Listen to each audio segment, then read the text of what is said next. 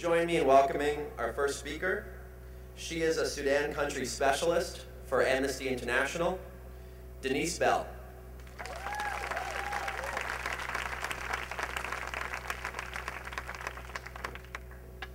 Hi, welcome, and thank you very much for coming out on a Sunday afternoon. It's really impressive what 24 hours for Darfur has been able to do with such short notice. I mean, to get a spot opposite the United Nations, what better communicates our message that they must keep up the pressure on Sudan to get a peacekeeping force on the ground.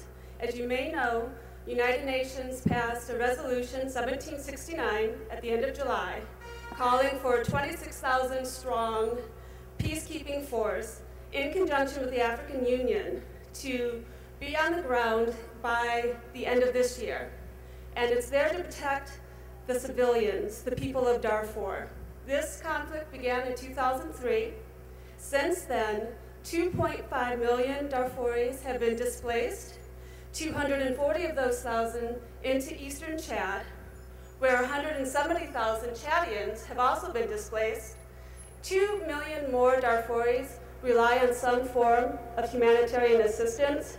That is 2/3 of the population of Darfur that has been affected by this conflict. And it's spilled over into eastern Chad and the Central African Republic, inflaming conflicts already there. Now, the peacekeeping force is the beginning of the answer. It is not the sole answer, and later speakers will be talking about the need for a peace process. What Amnesty focuses on is the need to hold the UN and the US to its word, to get the troops on the ground as quickly as possible.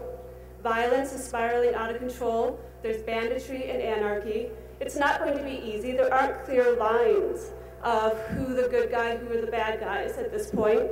Rebels are fighting amongst themselves. There's violence within the camps for refugees and internally displaced people.